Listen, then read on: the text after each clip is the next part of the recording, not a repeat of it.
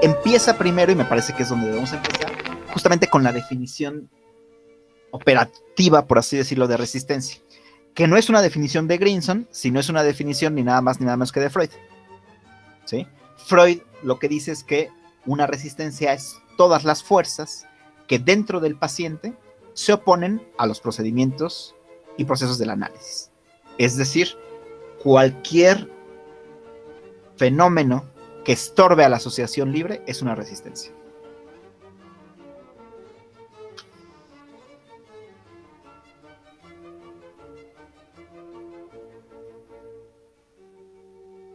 ¿Sí? En ese sentido tenemos que tener mucho cuidado, porque por ejemplo, si yo les digo, a ver, no pagar una sesión es una resistencia, ¿qué dirían así? Ustedes de bote pronto. ¿El paciente se va sin pagar? ¿Es una resistencia? Uno diría que sí, ¿no? Ajá. Pero ya sé que como soy tramposo, lo que voy a decir es depende. Depende. ¿Por qué? Porque puede ser una resistencia si eso evita que el paciente hable. Por ejemplo, si el paciente dice, es que qué pena me da, ya no voy a ir porque no le pagué, y entonces qué vergüenza, mejor ya no regreso, entonces sí fue una resistencia. Pero si el paciente dice, llega a la siguiente sesión y dice, me da una vergüenza enorme que no le pagué, ya, pero aquí traigo, es más, le voy a pagar extra. Entonces llegan a veces, porque yo sé que el tema económico está bien complicado, entonces ya no fue una resistencia.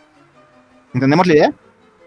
¿Sí? Entonces, no siempre un fenómeno cuando lo vemos hacia el desnudo es una resistencia como tal, porque una resistencia se define operativamente como cualquier proceso que se dé en el paciente que estorbe a la asociación libre.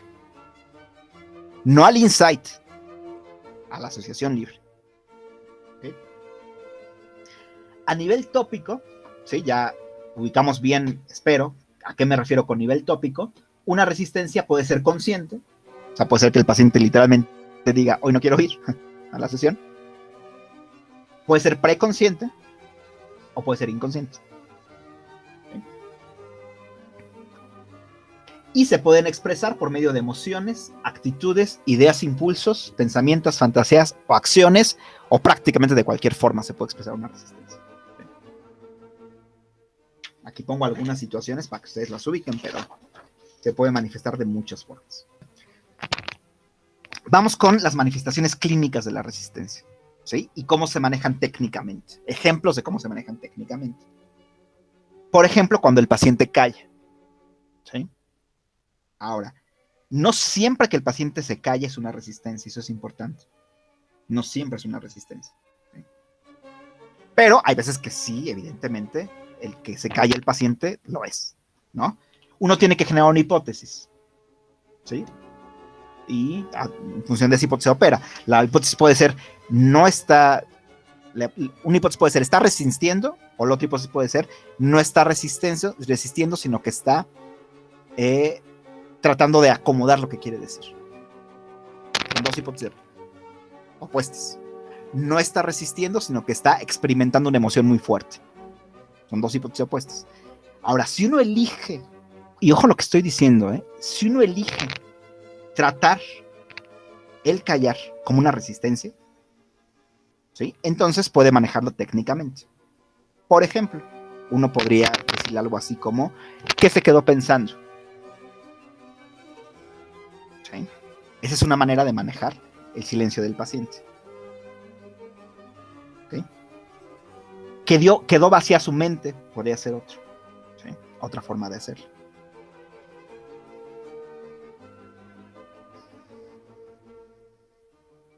Este tema parece que lo hace callar.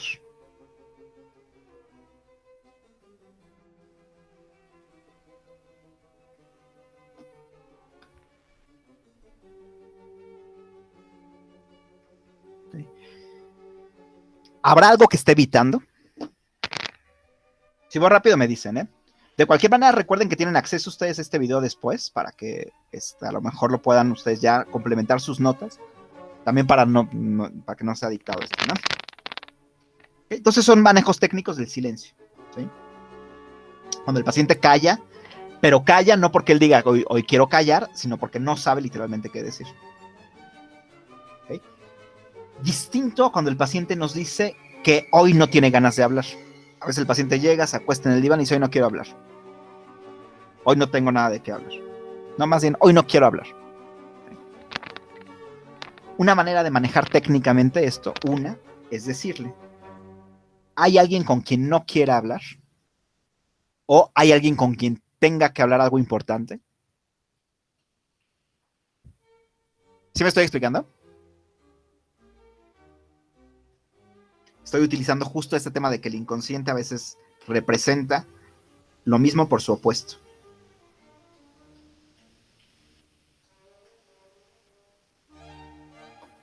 ¿Ok? Bien. Impropiedad del afecto. ¿Sí? Es decir, hay una disociación, por así decirlo, muy elemental, ideoafectiva. ¿Entendemos a qué me refiero con eso? Disociación ideoafectiva.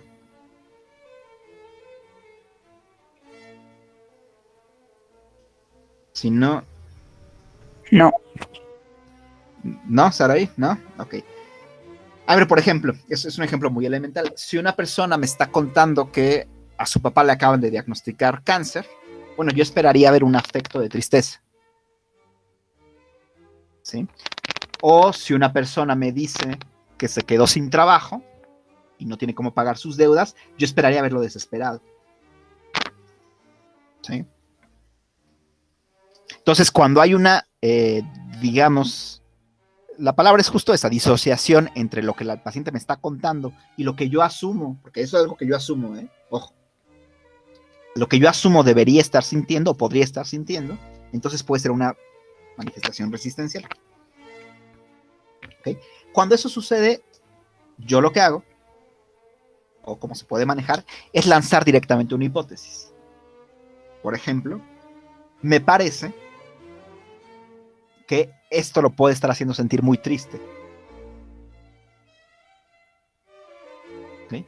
Me parece que esto lo hace sentir desesperado. Me parece que esto le da asco. Me parece que esto le da vergüenza. Me parece que está sintiendo envidia. Directamente. O una manera más elegante y más técnica sería justo lo opuesto. Me parece que eso ya no lo hace sentir triste. ¿Entendemos? Me parece que usted ya no tiene envidia por esto.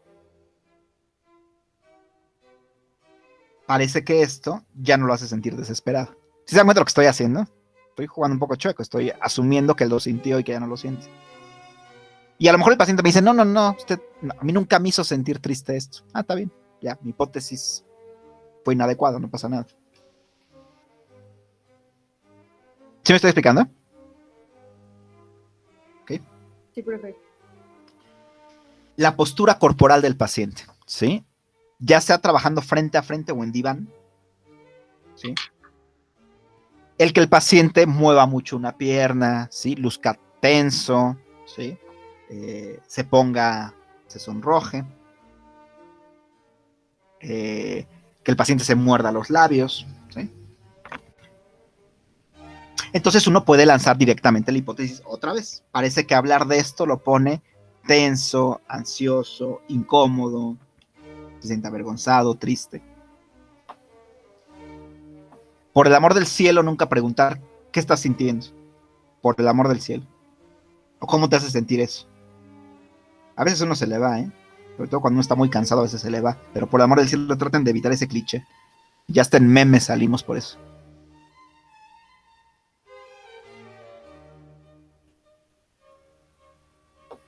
¿Okay? Fijación en el tiempo. ¿Sí?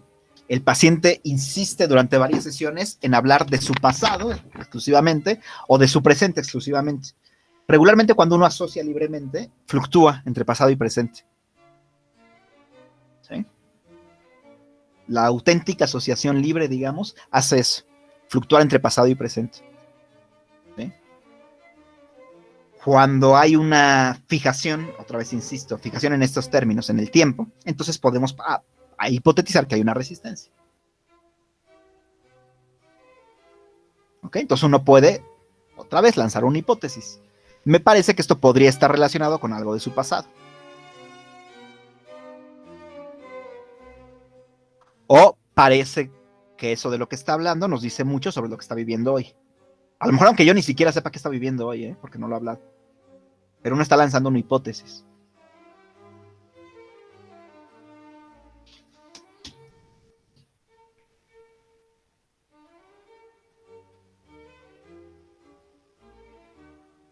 ¿Ok? Fijarse en acontecimientos que aparentemente son triviales. Sí, aparentemente, porque yo tenía una paciente que se le murió su perrito. Y ya había tenido antes un perrito y también se le murió. Y entonces con su psicólogo anterior, fue y platicó del perrito y de la muerte del perrito, y el psicólogo aparentemente ni le interesó el tema, ¿no? Ok, entonces esta paciente tenía mucho miedo de hablar ahora de su nuevo perrito conmigo, porque pensaba que yo lo iba a tratar igual. Entonces, por eso digo fijación en acontecimientos que son aparentemente triviales. Aparentemente. Ok. En todo caso, uno tiene que manejarlos técnicamente. Uno puede preguntarle al paciente, parece que esto que me está contando es muy importante para usted. ¿Entendemos la idea? ¿Sí? Lo que estoy tratando de identificar es por qué es tan importante para él. ¿Sí? ¿Sí? A mí me parece trivial, pero a lo mejor es importante para él. Entonces me interesa que haya asociación al respecto, ¿no? ¿Sí? Evitar temas. ¿Sí? Lleva sesiones el paciente sin hablar de papá, mamá, nunca ha hablado de su vida sexual, no ha hablado de la muerte de un ser querido, ¿sí? Entonces uno abiertamente puede decirle, da la impresión de que a usted le resulta difícil hablar de X. ¿Ok? Rigidez o rituales, ¿sí? Por ejemplo, el paciente siempre que llega a la sesión, tengo una paciente que eso hace, ¿no? Yo no he intervenido todavía sobre eso, pero eso hace. Siempre se quita su bolsa y la deja en el sillón que tengo junto al diván. ¿Okay? Y siempre que se va, lo que hace es que se levanta, toma su bolsa, genera una plática conmigo cuando está tomando la bolsa y cuando está sacando el dinero para pagarme, y se va. ¿Okay? Entonces, ese ritual de cómo llega y cómo se va puede ser una evitación de algo. Esta paciente, yo lo que he notado, no lo he intervenido todavía, es que lo que hace es hablar de lo importante justo en ese momento, entre que se levanta del diván y toma el dinero de la bolsa. Entonces toma mucho tiempo sacando el dinero de la bolsa. No sé si me explico, busca el dinero y mientras me está diciendo, tengo un chisme, por ejemplo. Entonces ahí es clarísimo que hay una resistencia a hablar de ese chisme en el diván, ¿no? Entonces uno puede decirle, es curioso que siempre empiece la sesión de esta manera o siempre termine la sesión de esta forma, ¿sí? ¿Ok? Lenguaje de evitación sería el siguiente, ¿no? Cuando el paciente abusa del uso de términos técnicos. Tengo muy bajita mi autoestima, mi serotonina no está operando bien, seguramente mi hipotálamo. Entonces uno abiertamente le pregunta a qué se refiere con baja autoestima. ¿A qué se refiere con que su hipotálamo tiene una disfunción?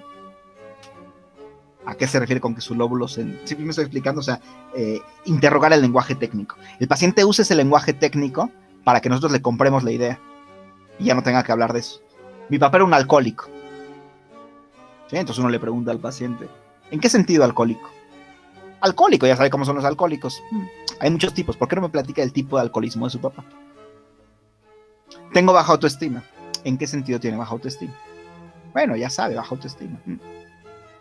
Hay muchas formas en que la autoestima puede estar baja. ¿Me puede platicar un poco? Entonces, siempre cuando se usa un término técnico, hay que tratar de interrogar. ¿Sí? ¿Okay? Los retrasos, las inasistencias y los olvidos de pago, ¿sí? También pueden ser resistencia, otra vez, dependiendo si evitan la asociación libre. En todo caso, si hay un retraso, pues uno puede... Regularmente cuando hay un retraso, por ejemplo, si el paciente llega tarde, esperar a que se manifiesten la resistencia de otras formas, porque no estamos en la época de Freud. En la época de Freud uno llegaba caminando a donde fuera. Ahorita no, ahorita hay tráfico y hay cuarentena y hay cosas que sí evitan que la persona llegue. Entonces, si la persona llega tarde, no inmediatamente le voy a decir, es que usted no quería hablar de algo, sino más bien espero a que haya otras manifestaciones, ¿no? Entonces no puedo decirle, es curioso, hoy se retrasó y además no le viene nada a la mente. Pero si te dicen, ay, es que se me olvidó. ¿Mandé? Si te dicen, ay, es que se me olvidó. ¿Se me olvidó la sesión, digamos? Ajá. Ya se me había olvidado la hora y cuando vi dije, ay, es tarde y me fui. Por supuesto que puede ser, y pareciera que hay una resistencia, pareciera, insisto, ¿sí? Dependiendo, o sea, el paciente llega, es que se me olvidó que tenía sesión, pero bueno, me apuré, ya llegué, y fíjese que le quería platicar de esto, entonces a lo mejor no habrá que intervenir ahí. ¿Sí me estoy explicando? Ahora, si van 6 sesiones que olvida a la hora de la sesión, entonces uno a lo mejor ya tendrá que intervenir, ¿no? Probablemente hay otra cosa que quiere estar olvidando. Una hipótesis económica sería, el olvido es de otra cosa, y se está expresando en olvidar la sesión, ¿sí? ¿Okay? Igual el olvido de pago, ¿no? Bien. Olvido de sueños, ¿sí? También puede ser una manifestación resistencial, sobre todo cuando el paciente dice, fíjese que soñé algo y se me olvidó. Fíjese que le iba a contar un sueño y ya no lo recuerdo. Ahí puede haber una manifestación resistencial, ¿sí? ¿Okay? Entonces uno le puede decir, platíqueme lo que recuerde, o uno incluso le puede decir, yo a veces le llego así al paciente, le puedo llegar a decir, no se preocupe por los sueños, ¿de qué más tiene que hablar? Sí, porque a veces el paciente cree que por el sueño se va a hacer todo el trabajo y pues no. ¿Okay? El paciente se aburre, ¿no? El paciente en la sesión parece aburrido, empieza a bostezar, como que se empieza a dormir, ¿sí? Entonces uno puede intervenir con, le aburre este tema, le hace sentir cansado este tema.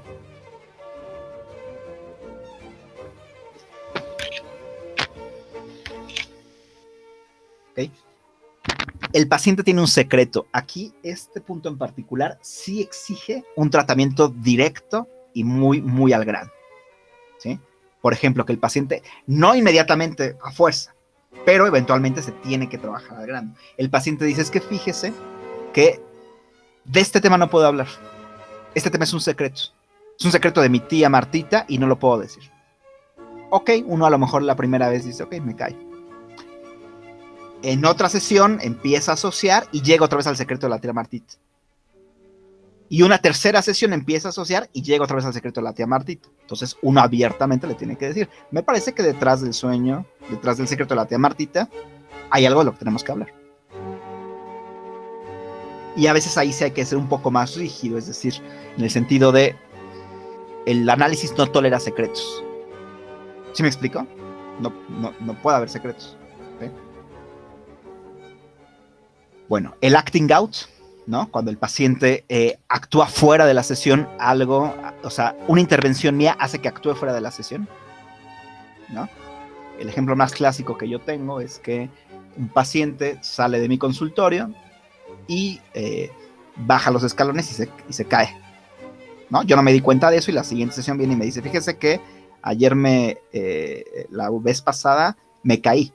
Entonces yo le respondo, a usted se cayó. Se cayó en el sentido de caer, ¿no? Entonces, digo, de callar. Entonces el paciente dice, claro, fíjese que tenía que yo hablar de esto y no lo hablé.